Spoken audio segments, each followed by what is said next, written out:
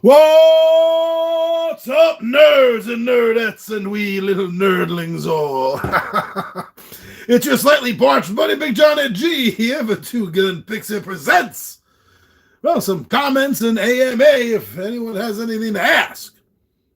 I like doing these, though sometimes people jump on and you have to have some live comments back and forth, and that's always fun.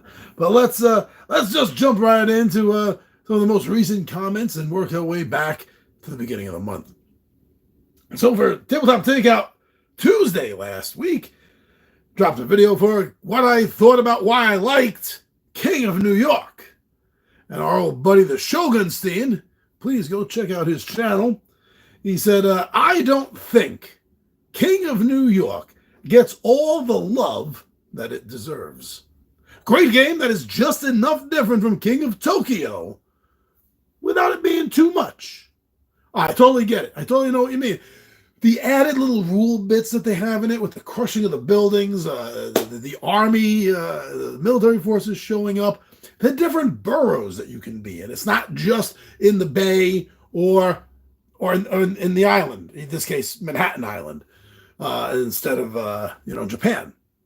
But yeah, so there are enough differences, but everything else is still beautifully the same. Anyone that's a fan of one should be, to some degree or another, a fan of the other game. I've yet to play King of Monsters, but I hopefully will get a chance to do that this year, and then I'll be able to compare all three together. But yeah, King of New York is a damn good, fun game. For Midday Monologue Monday, did a bit Dungeons and Dragons about the evil campaign that we're running, and I made a mistake actually last month saying it was going to start this month. It's not. I forgot that there was one more sort of like epilogue episode to our Forge of Fury, which is going to be dropping this Thursday. The fourth Thursday of every month, you're going to see our Tales on the Table, which is me showing you behind the screen of DMing and building a tabletop display for the game, and then my players talking about the game that we played. So that is going to wrap up the Forge of Fury this month. But next month starts our 3-part side campaign. Different characters, but we go evil. I'm letting them play evil characters, high-level evil characters. I think that was 7th level. Well, high-ish level characters. So I did a Midday Monologue Monday about running an evil campaign.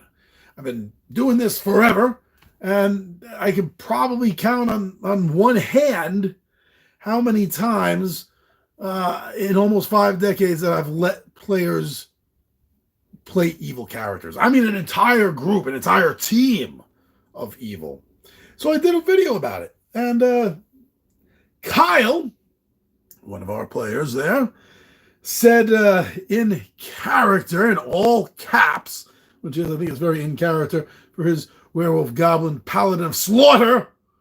He said, Murgok is loyal. Those who doubt are as weak as their arms are scrawny. For a goblin, I made him sound a lot like a Klingon there, didn't I? I bet you're not going to mind that, will you, Kyle? No, very cool. I like it when the guys, they don't do this enough. And sure, I'm giving them a shout out about it. But I think it's really cool when they jump on and they make a comment like that. So thank you for being in character with that and adding to the flavor and the thematic feel of the evil campaign, even outside of the game here in the comments section. Very cool, Kyle. Very cool. So for Gaming Radar, we're back at our old buddy Shogunstein. And for Gaming Radar, earlier in the month, I was talking about Starship Samurai, a game I only recently came across, and it caught my attention enough that it made it onto my radar, which is why I wanted to share it. And our friend Shogunstein said this game ended up in the bargain bin very quickly. Well, on the one hand, that tells us that a lot of people did not really care for it, apparently. But on the other hand, it also says that if you want to try the game, you can probably get it fairly cheap. So it's good and it's bad. All right, but thank you for that information, Shogunstein. Starship Chiru Studios 7097. Nice to see you again, Starship. And for that same video, you had a comment too. You said, thank you for the great video. I would shocked if this was not based on an already existing manga or anime. I can see this game appealing to the Sano groups of people, anime and manga fans, Power Ranger fans, and so on. I think you're right about that. I should have mentioned that in the video. Wow, I can't believe that didn't cross my mind, but I think you're absolutely correct. Anyone that is a fan of any of those genres would probably enjoy giving the game a shot, or at least watching a playthrough of it. I say that all the time. You sound like a broken record, but it's true. It's true. Don't listen to what me or any other floating head here on YouTube or any other social media tells you the game is good or not. Watch a playthrough. That's ultimately the best way to determine if you're going to like a game. So, moving on, Midday Monologue Monday, back to another episode of that. And this one was, what the heck is Two Gun Pixie? So I did this video sort of as a follow-up about 5 years ago, or 6 now at this point. I did a video, Who the Hell's Big Johnny G? So this was kind of like a well-deserved, late, but finally here sequel to that video, where I talk about Two Gun Pixie and my personal opinions of YouTube, and it got a little rough there. It got a little rough. I don't have a very good opinion of a lot of YouTubers after they become professional, because I think that they do their best work, their most prolific work before they become successful and get lazy. So that's one of the things I kind of went off on. But Anthony Rivera, 3616, nice to see you back, Anthony. Hope everything is well with you and yours. Anthony said, Johnny G, this is my favorite video of you so far. Hurling, curling, none of that. I don't give a shit about any of it. He's quoting me there. I was like, we're about the same age and this guy gets it. Years from now, you can always look back at these videos and know that they were genuine and from the heart. As always, I appreciate your enthusiasm and respect the hustle. I'm also in New York City, and if I ever get a chance to bump into you, I'd like to shake your hand for what you do for the hobby and for those of us that follow your channel. That is a hell of a compliment. This blew my mind. Look at that. That compliment just blew my mind there. That was what I do for the hobby. And now my hair is perfectly messed up for the rest of the video. But it was worth it. It was worth it. Screw that. It was worth it. What I do, that's really nice of you to say. I do try to be at all times as honest and me as I can be in these videos, and how I feel about the board gaming community, how I feel about YouTube. I don't get into those quite as much, because to me the channel is more about the specific of the game itself, whether that's a game of Coma Ward or Dungeons and Dragons or Imperial Assault or Back to the Future or whatever you see behind me, right? This is really what the channel is about. It's about whatever title or rant, like right now, that I'm really here to talk about, to drop. But when things come up, yeah, I don't like a lot of things that are going on. I don't like a lot of the and when I say I don't like a lot of the things, I mean more or less I actually mean the atmosphere, the attitude around a lot of these things is what I don't really like anymore. In fact, I did a video last year. It didn't get a lot of traction. I'm thinking about sort of rewriting. Well, I don't really rewrite. I do bullet points. Bullet pointing things. And maybe doing another record and drop another video, because once again, this is one of my points I'm bringing up, is I'm seeing tons of videos by other people about how Dungeons and Dragons is dead, it's dying, what's Wizards of the Coast doing, what's Hasbro doing, how dare all of them, it's a knife in the back of the game, blah, blah, blah, blah, blah. In the short, and I'm going to get into this in another video, probably in a few weeks, beginning of next month. In the short of it, who gives a shit? Let it die. Let the company die, will you? And the reason I say this is there's more than enough material already out and available on PDFs, on physical books.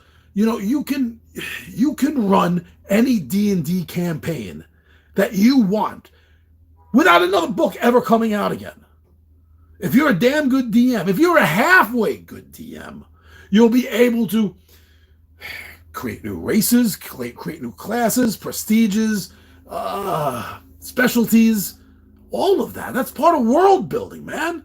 And they give us all the books. We have everything already, yet people are bitching about this and making this a point, making this something to cry about. And it's like, get over it. There's nothing to cry about here. YouTube, the way YouTube ruins, creators, what they do to creators, how they really steal money from us and everything. That's another point. I don't give a shit about that because it's horrible, which is one of the main reasons I don't monetize. In fact, you will see some commercials. You'll see some ads in a few of my more popular videos. I had nothing to do with that. No, I don't even if I wanted to monetize, which isn't the plan. I don't have the points, the stats to do it. But I do have some videos that are pretty damn hot, like my How to Play Hero Quest, almost at 10,000 views. So what does YouTube do? They put in a commercial in videos like that I have that are fairly hot. I think anything more than 1,000 views. YouTube puts their own commercials in. They're making money off of those commercials on my videos that I can't even monetize if I wanted to. That's criminal.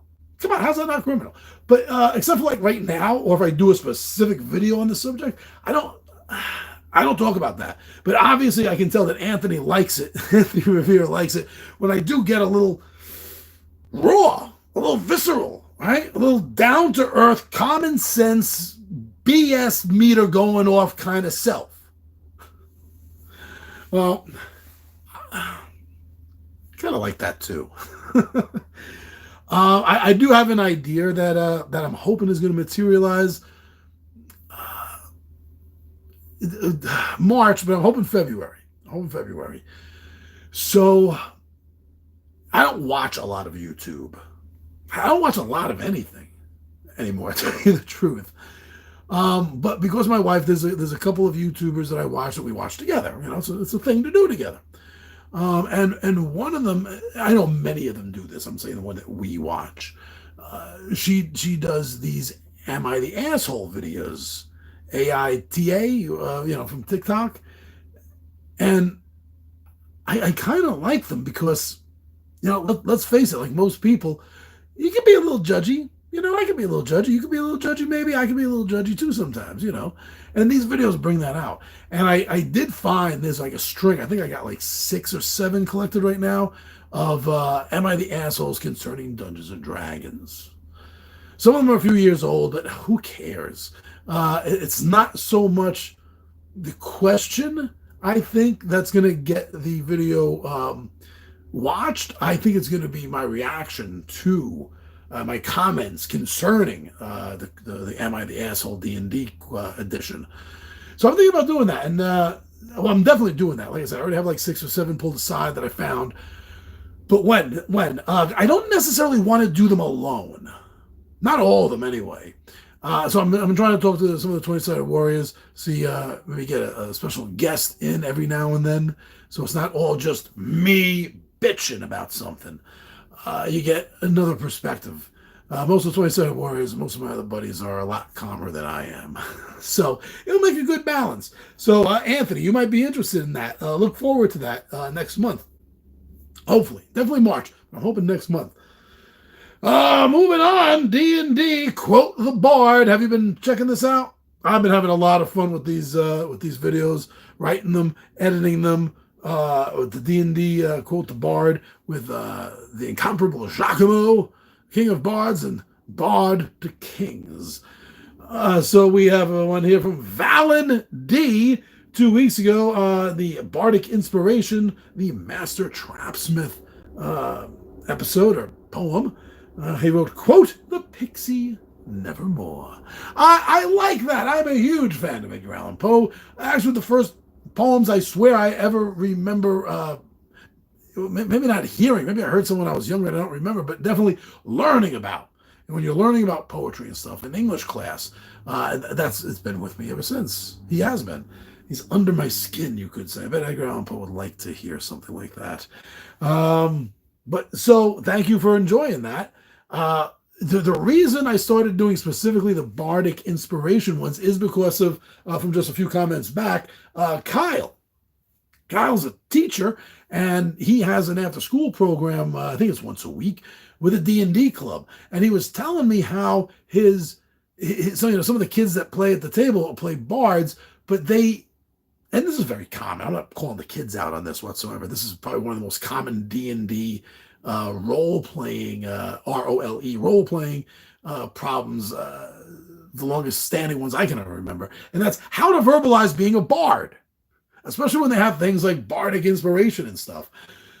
So that's why I decided to do it. That's why I started writing specifically the bardic inspiration poems to help out not just his kids and players, but anyone else that's playing a bard. You can't just spew this stuff off the top of your head. If you could, you'd probably still, I don't know, maybe you wouldn't have time to play D&D if you're doing all this. But then again, poets don't make a lot of money. So you might have to have a real job, and that would take away from gaming time. Real job and being a full-time poet, yeah. But anyway, so here I am, cramming stuff together and having fun doing it, especially the art part of it. So I'm glad that that's getting a little bit of traction here. Tabletop Takeout. I did another episode of that. That's every Tuesday we do a Tabletop Takeout episode. And this was for Knights of Camelot by TSR. This is an older video. But one I'm so glad I put that video up. It's a great game. It really is. So from Dave Lanciani, DAVELANCIANI, Diamond Sonics, DIMAENSIONX. Doing the best I can with the handle there, buddy. Thank you for watching the video and commenting, though. But yeah, so David said, this was a great game. It works very well as a solo, too. I haven't played it in years, but I enjoyed it when we did play, in between AD&D sections back in the 80s. I still have my original copy, but I'd love to see if someone could scan in a good digital PDF of it. Well, I'll go you a step further there, David. I would like to see this game reissued. And if Wizards of the Coast, Hasbro, I'm imagining they still have the rights to it, being this was a TSR thing.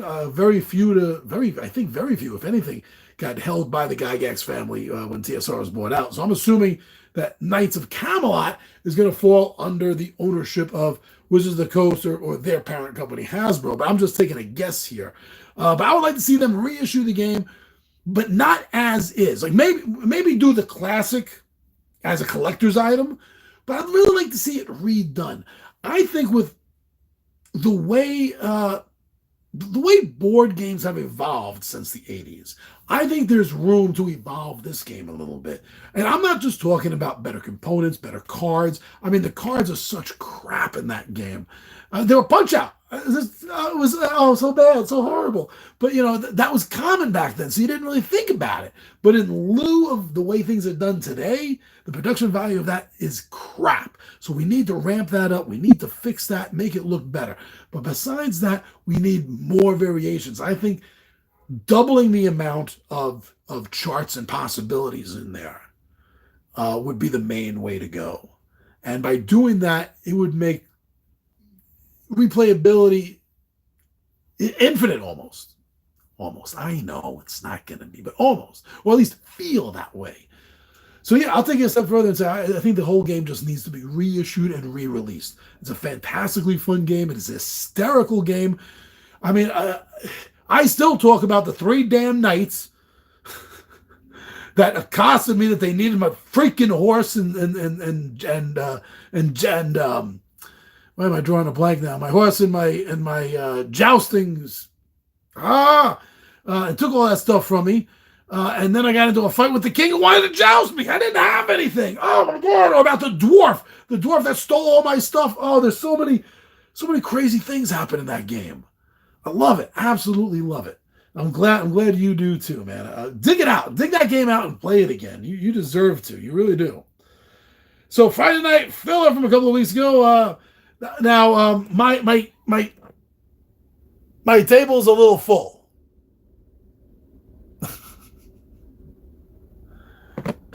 Yeah, my table's a little full. So that's why I'm down here.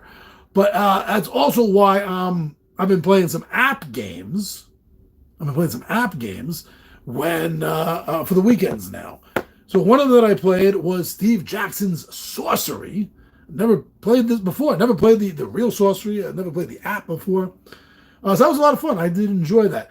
And Valen D again, thank you for checking all these out and laying comments down. Still have my old Steve Jackson and Ian Livingston books from back in the day. Good old journey back from in the day. Yeah, right? So this is what, going back to the 80s again also. Though, yes, we do sound like we're in the same age category here. David and Valen and me. It does seem like I didn't play everything you guys all played. But yeah, so I never knew of the Stephen Jackson. This particular, I mean, I knew Stephen Jackson games. But this one I didn't know about. So this was like the first time anything for me playing this. For Gaming Radar, we got a few hits. Shogun Steen and Jen Washi is back. And someone I don't know, the Trick Trio, all had comments for my Gaming Radar of Wormspan. Did you hear about that? That just popped up to me. I heard about it and I rushed the video out because I wanted to get it out right away. And I don't stay, I'm not like in the moment kind of guy. Most of my videos aren't like, this came out right now, I have to do a video for it right now. No, I let it chill, let it ripen for a while in the vine, you know, so to speak. But this one I wanted to get out right away. Shogun Scene says Wingspan, which is the game it's based on. If you know Wingspan, Wormspan is just a dragon version of it. Wingspan is a game many people already own. Then they milked it with endless packs of additional bird cards. And now, taking basically the same game and just using dragons? I once made the mistake of buying a game I already owned. I won't do that again. Well, I don't own Wingspan, Jogenstein.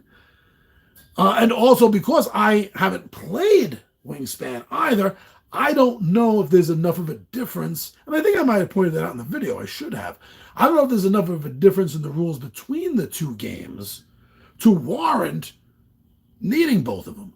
You know, you have limited space, you have limited wallet, whatever your reason. You just don't like duplicates. Whatever your reason, for someone to not want to get a game that feels the same as another game, that's fair. That's fine.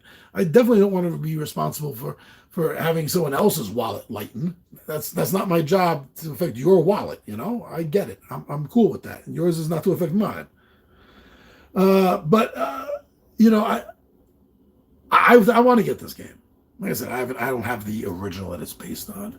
But I am curious to know if there's enough changes in the rules. Maybe someone else has played both of them. They can make a comment. If there's enough changes in the rules to warrant this being enough of a different game. Definitely something to feel like a different game anyway. I don't know. Let's wait and see if someone has something to say about that. Jen Washi, 921, welcome back. Glad you're still with us, Jen.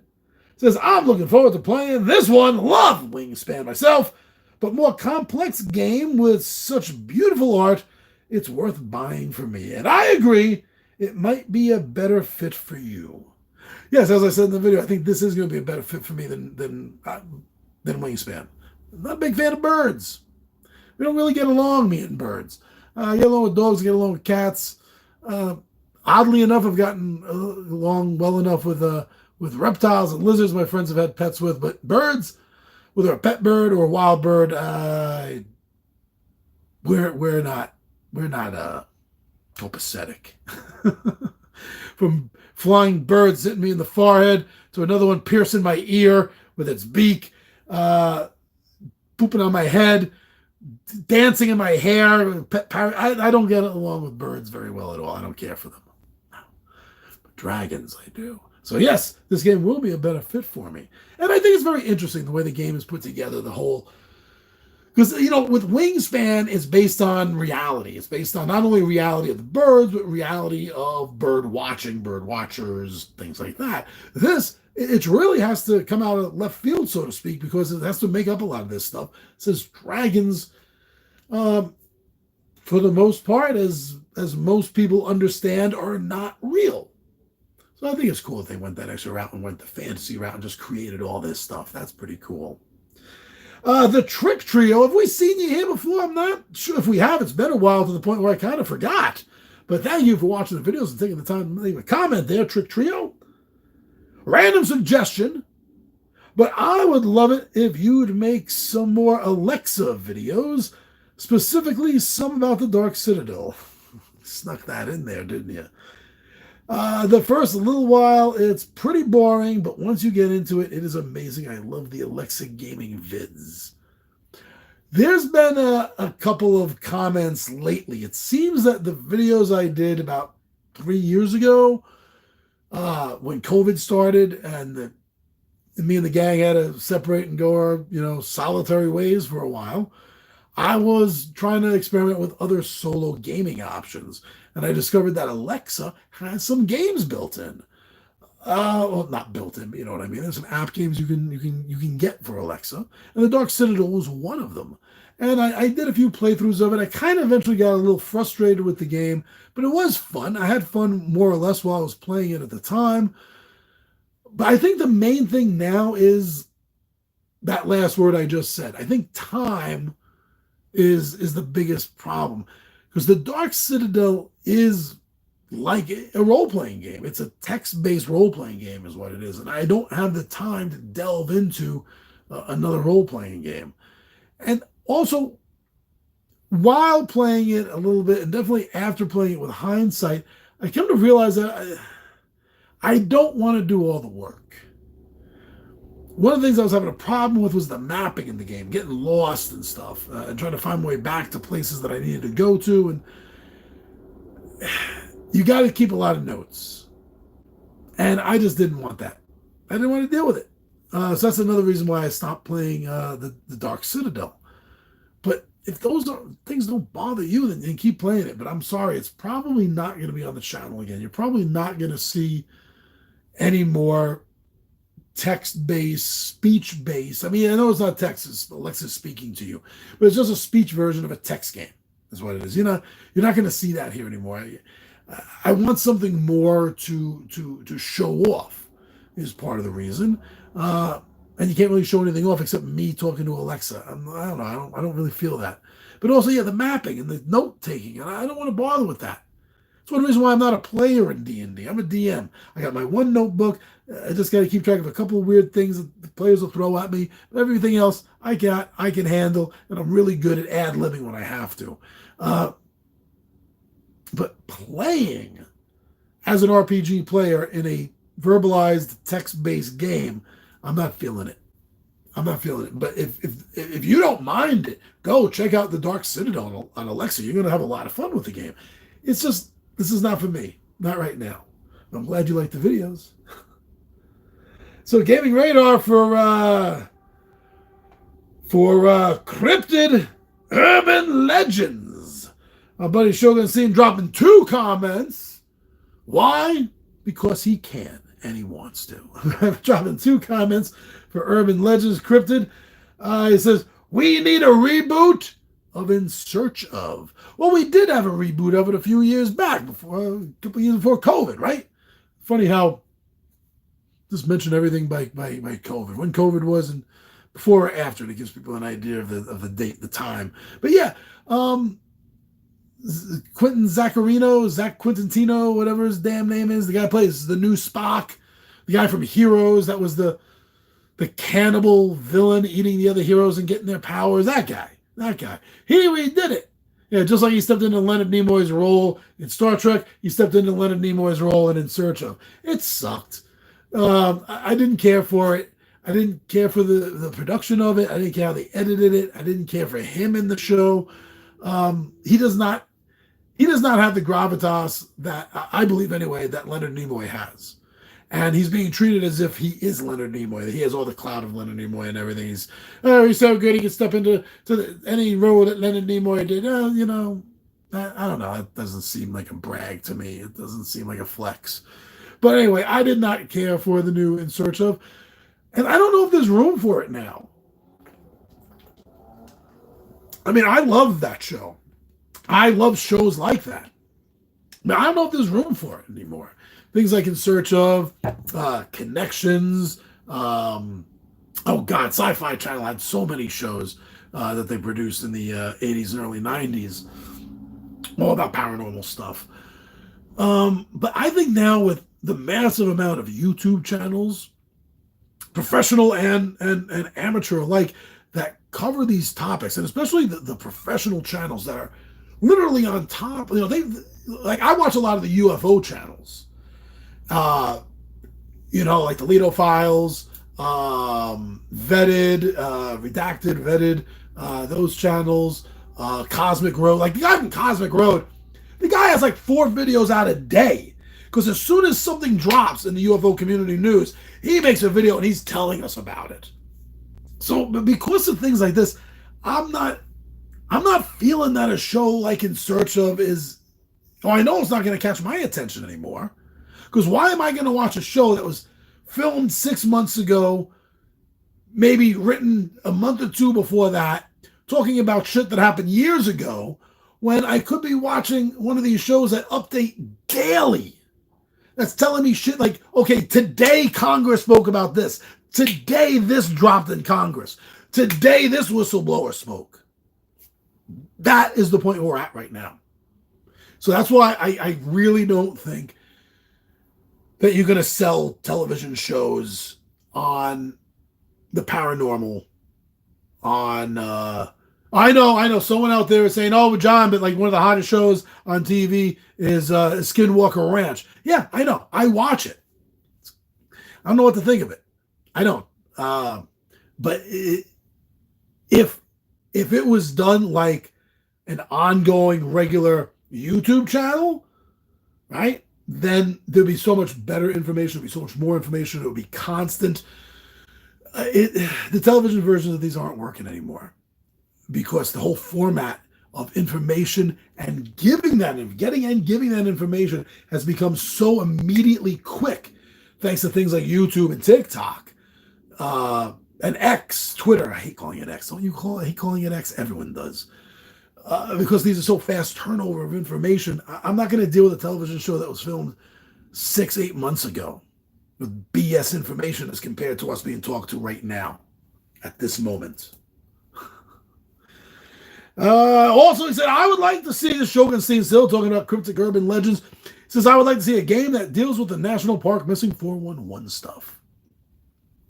See, this could be interesting, but I mean, what would be the I almost want to, it sounds like I'm picking on it or something, but what would be the point? What would be the point of the game? What would be the objective of the game? What would be, would it be investigating these things? Since we don't know what happened, and even Politis kind of dances around certain subjects. In a few of the more recent interviews he's done, yes, he will admit that there are cases that seem extra-dimensional or extraterrestrial or ultra-terrestrial, but he generally just doesn't give a lot of opinion on it. He just talks about the facts of this happened, that happened, and then these results. This body was found. It was found in a place that was already checked a dozen times over. Yes, I get all that. How would that translate as a game? I guess maybe we would just pick an option, or maybe the game would like Coma Ward here. Maybe the game would have like several different options. Like you start the game as an investigation, right? That's where this game starts, right? Coma Ward starts off. You wake up with no memory in a empty, abandoned hospital wing, or hospital, not just the wing is abandoned, whole hospital, and you have to figure out who you are, if you can, what's going on. So you're gathering clues is the first half of the game. The second half of the game, kind of like Betrayal at the Hill, Haunted Hill, Betrayal at the House on the Hill, is it gets to a certain point of the game, and then it's revealed what's happening, what's going on, and then you have to deal with this separate rules and encounters just based on whatever got picked randomly, because you did this, that, and the other thing. So that means that scenario D will be played. See what I mean? Maybe they could do something like that with the missing 411.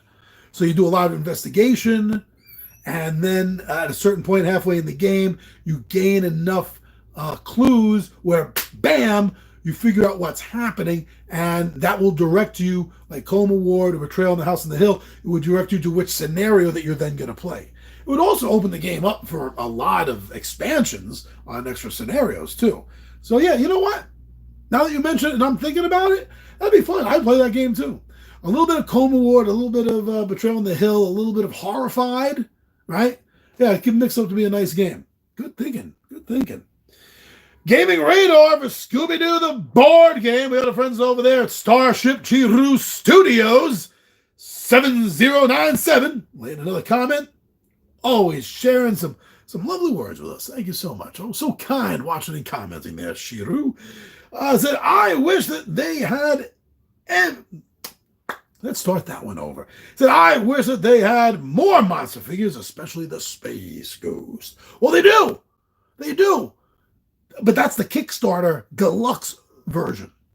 The whatever they called it, the top grade level deluxe special edition, collector's edition, KS edition, whatever it was called. The highest level that you could back, right? That came with everything. Dude, it's like every single monster from every classic Scooby-Doo episode. Classic, not the Scrappy-Doo craps. Not as good, but still fun, like Scooby-Doo movies. But from the original Scooby-Doo Where Are You shows, every single villain that ever put on a mask to scare some kids and their dog away are all represented. And they're painted. And they're painted too. So I'm thinking that there's a good chance that they're going to be released down the line. About a year or so, 8 to 12 months after the release of the initial core game, then they may release that. Just like we saw with Hero Quest. When they redid Hero Quest and they got re-released, I was one of the backers. I backed the high level, the mythic tier level that I could to get everything. And now, after a couple of years, it's been 2 years, by the time these come out, 2.5 years about, some of the exclusive stuff is being released. Now, it wasn't Kickstarter, it was their own thing. But I'm just going to say Kickstarter. A lot of the backers for it were really upset. And I get it because I'm being part of that mythic tier backer group. I get their anger. It's like, listen, we got that exclusive. That's literally in the word, exclusive to us, because we backed this to make this game happen. And now you're just going to sell it to everyone? I don't care. I got it. 2 years before anyone else will get it. I still haven't had time to play it.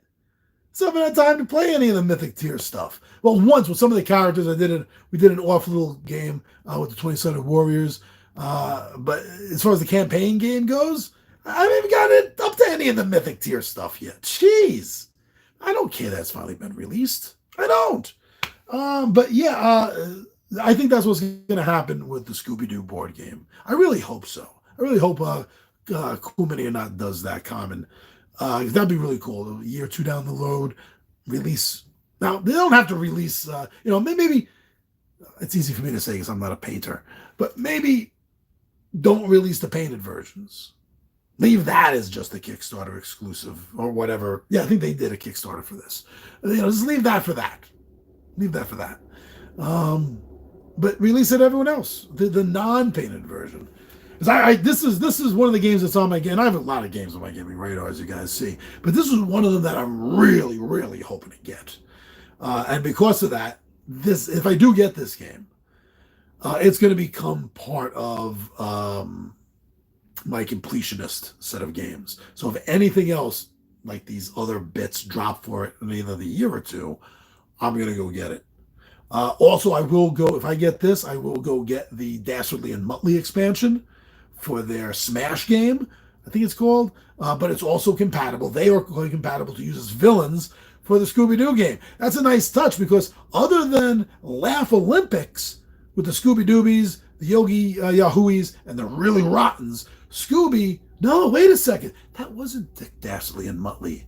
That was the Baron and Chuckles. No, not Chuckles. The Baron and what did they call Muttley in that? It was something else. But no, they were different because they didn't have the rights to Dastardly and Muttley. You ever wonder, anyone in my age group, you ever wonder why they didn't have Dastardly and Muttley officially? They had those rip-off characters?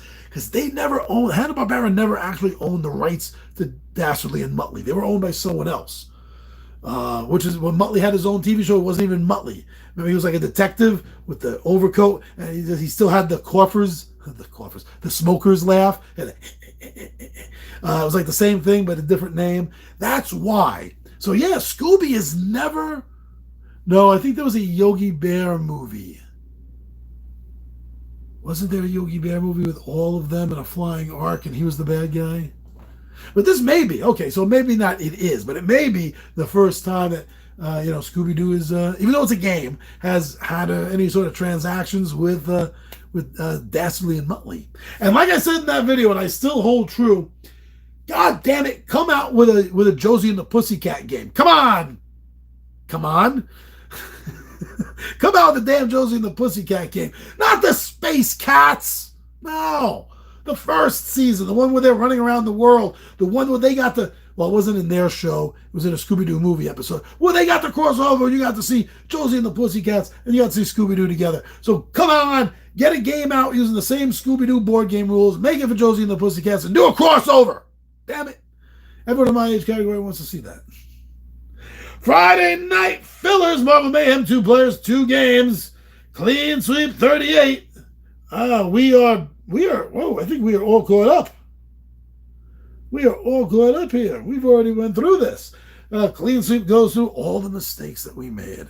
I like Clean Sweep 38.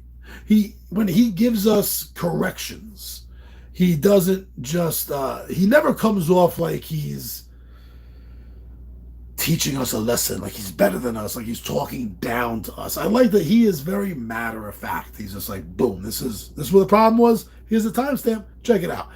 I like that. Keeps us good, keeps us honest, keeps the games playing better. So yeah, he goes, well, there's a whole, there's like 1, 2, 3, 4, 5, 6. I think I did the same thing last month. I think I got up to this and I just skipped over because I'm not going over every single little mistake, minutia that I made here, especially since these are a couple of months old.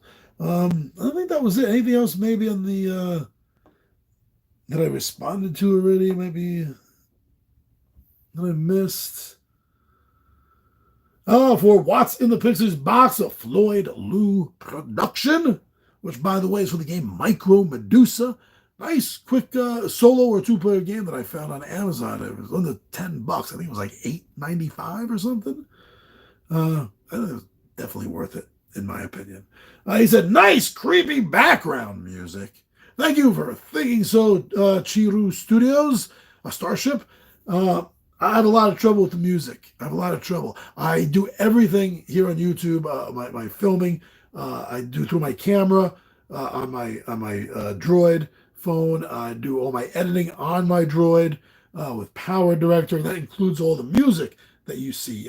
Every stock video, stock image, every sticker, every animated sticker you see is all done through Power Director. And I'm on the paying level. I pay for that every month. And part of that payment includes paying for the use of music to use in productions that I do. But YouTube doesn't see it that way. And they tend to copyright strike all of my videos with music unless I double produce. I don't know what the difference is, but if I produce a video and upload it, it's going to give me a copyright strike. If I produce a video and then I do a screenshot of that video and then I upload it, it doesn't give me a copyright strike. So there's been a few videos I've forgotten to double produce, which sucks because even though I'm not a monetized channel, because my videos are marked as copyright strikes, then they're not put in the circulation. So the only way you get to see them is if you are a viewer of Two Gun Pixie and you come here and you watch my video specifically, or if you see it in a link, because I link a lot of my videos, especially the copy strike written ones. I put on X, I put on YouTube, I put on Facebook, and I'll spread them around. That's the only way they get seen. So I like to get compliments from my music every now and then because it is so difficult for me. And I don't like not having the music in. These live videos that I do with no music, I'm glad I'm not watching. Because my age, growing up, every television show had what was called incidental background music. that's ingrained in me. It's one reason why almost all of my videos have some sort of background music in them, is directly because of that influence of growing up, being born at the end of the 60s, of growing up being influenced in the 70s and the 80s. Everything had background music. So thank you for mentioning that, because it is a lot of hard work for me to get these damn videos with music bits on, because I do have to spend the time to double produce. That's a pain in the damn ass. Yeah. That looks like all the comments going back more than a month now that I've gone through. And there's a couple of people that jumped on live, then jumped off, it looked like. No live chat going on, nothing to talk about. So I guess the AMA part of this episode is gonna be finished.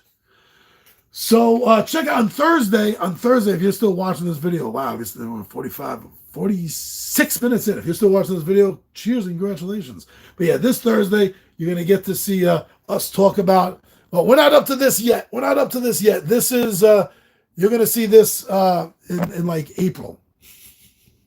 We're a few months ahead of schedule. But yeah, nice little setup, huh? I just love this. I could look at this stuff all damn day. All right, everyone. Good talking to you. Nice hanging out.